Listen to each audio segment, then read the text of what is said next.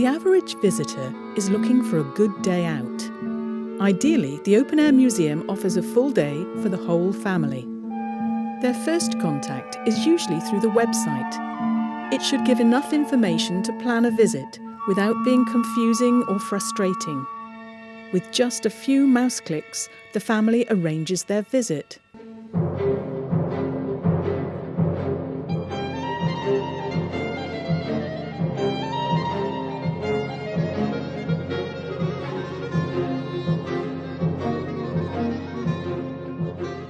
Basic information is crucial for the visitor. What are the opening times and on which days? Is there a season for opening? Also, what is the thematic organisation? Some open-air museums consider real archaeological remains, while others rely solely on reconstructions. Some are set in one historical context. Others present many different periods.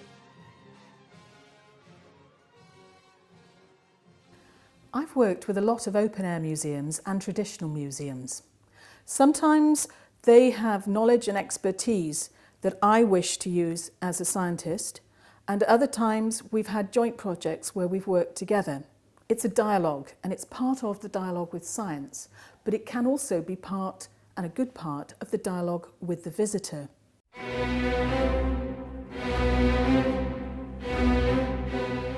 The moment the visitors enter the site, they feel like they are entering a different world. Here, history comes to life.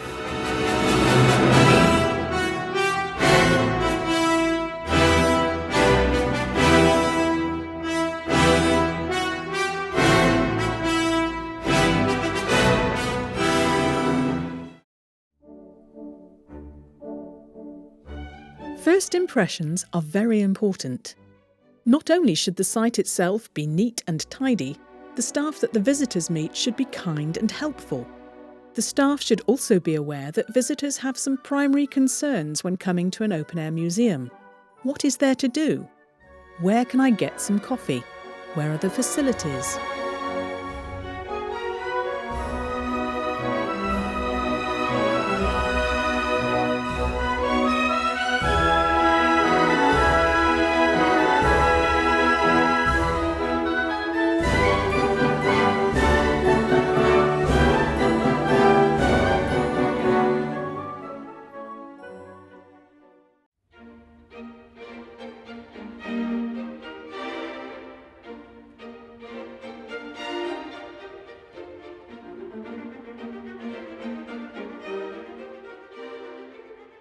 Once the visitors have determined what they want to do, they can enjoy the unique atmosphere of an open-air museum.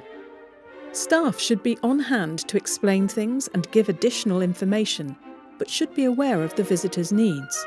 Are they looking around, interested in what's going on? Are they consulting a map and looking for the restaurant?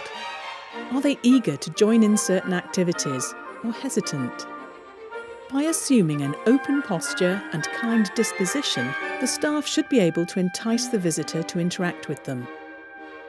The advice for staff should be, assume the role of expert and be sure to involve enough members of the public in your stories.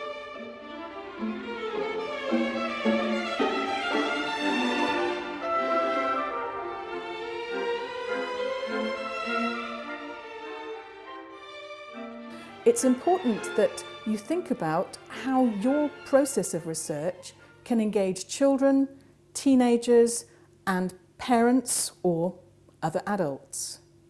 In these ways, you can think about using simple language, perhaps have keywords translated, or think about simple ways to say what you're doing as a researcher, so that kind of translation.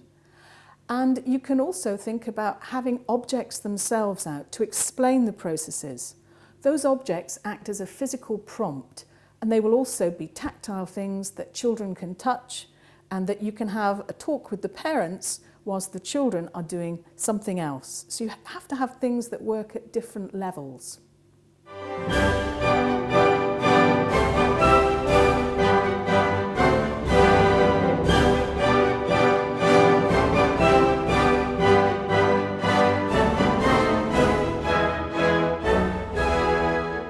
While a interesting in itself, the unique opportunity offered by an archaeological open-air museum is to experience history firsthand, to handle objects and participate in activities. The participants are asked to take part in the tour, to ask questions and to challenge the tour guide. This means the interpreter or guide should be ready to answer a wide array of questions. They are the expert for the audience and the ambassador of the open-air museum. They need to be prepared for any kind of visit: adults, experts, kids, organised school excursions.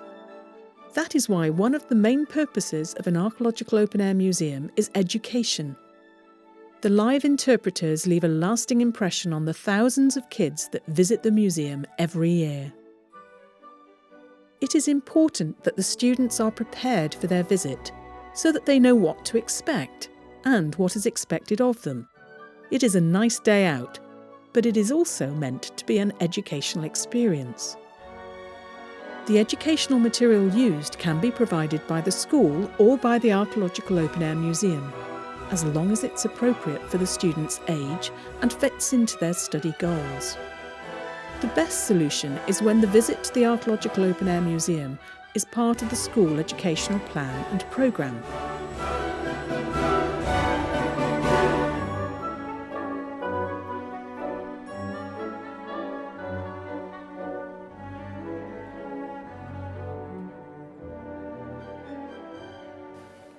One of the things that you can focus on as a researcher is usually process, product, or preservation. The first is the process. How do you take this animal product, maybe a skin, or how do you take this plant from the field all the way through to a finished object? Some of those processes might be really unfamiliar to the visitor and will be part of something which they find interesting. So process, product and preservation are three very strong themes of the ways in which researchers interact with these museums and also therefore with the dialogue with the visitor.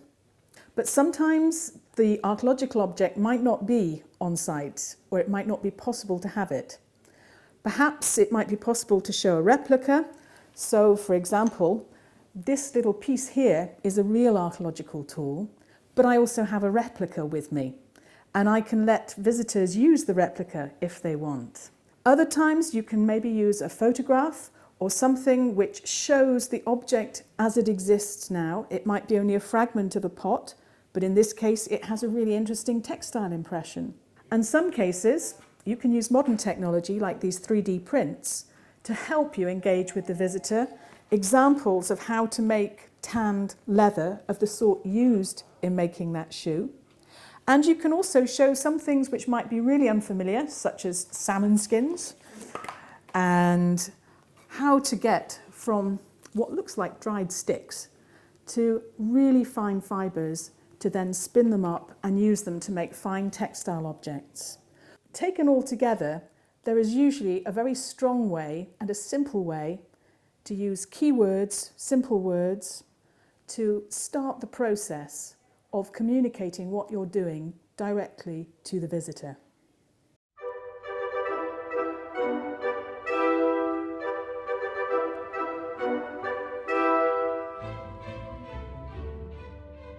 Everyone needs to eat. This simple fact makes it possible to use even the catering facilities as a means of providing information and interactive experiences. The food, if it is different from the everyday fare the visitors are used to, can become part of the story of the site. It is still important for people to have an enjoyable experience. For instance, while coffee would not have existed in a prehistoric or Roman setting, visitors still expect it to be available for their visit.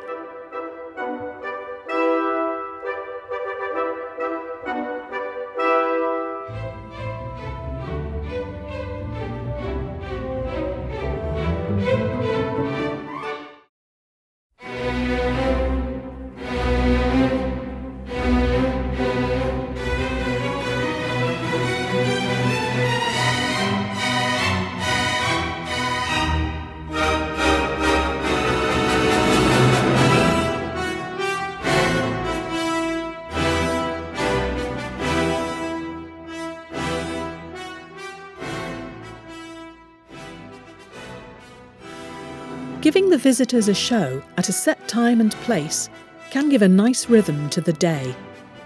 After lunch, they visit a different part of the park before making their way to the show. They have been told it should be spectacular, increasing their anticipation. These shows can be organised as thematic events when people come to the Archaeological Open Air Museum expecting to see something different and participate in the event. A show is a good way to tell a story while still engaging the audience and providing a level of interaction. Just like in a tour, it should not be a one-way street but involve the visitors.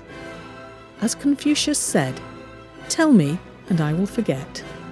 Show me and I might remember. Involve me and I will understand."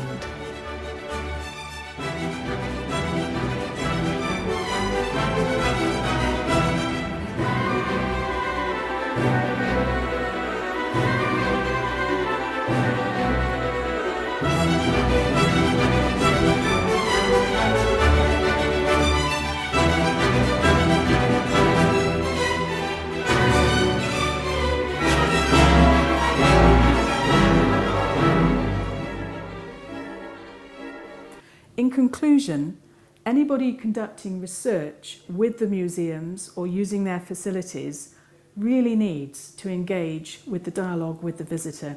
It can be a really positive experience all round.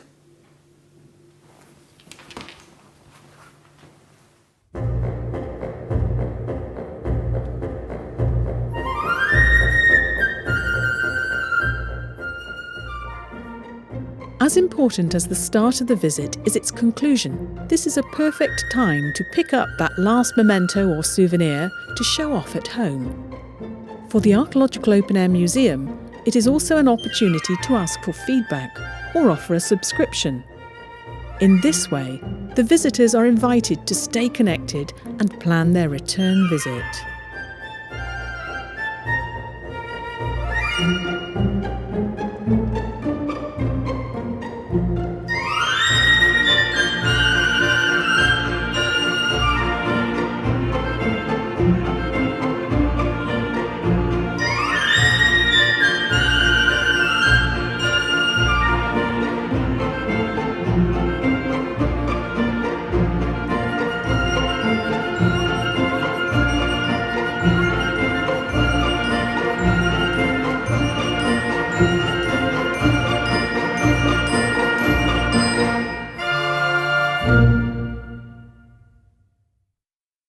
Danas sam bila sa mamom, tatom, sestrom i sa najboljim vodičem u Vinkovcima.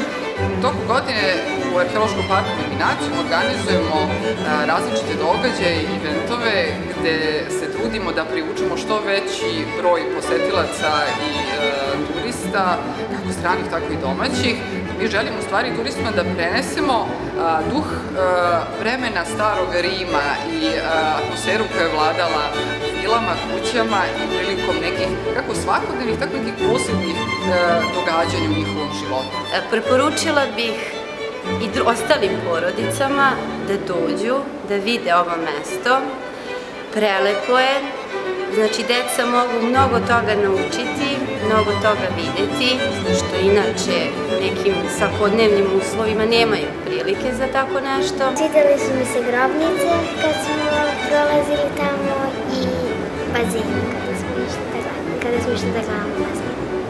Mostly the type of visitor we have is the school groups all the year. We open all the year, but of course in summertime when you have mostly tourists, especially from Spain and France. Allora, all'inizio l'Elisa ci ha spiegato quello che dovevamo fare e poi dopo che ci ha spiegato siamo andati a scavare, a trovare tutte le cose che erano nella sabbia. E poi siamo venuti nel laboratorio e ci hanno dato una scheda dove uno doveva scegliere un osso o un'altra un altro materiale e poi c'era la propria foto che la attaccavamo e poi quella scheda la compilavamo e ce la portavamo a casa.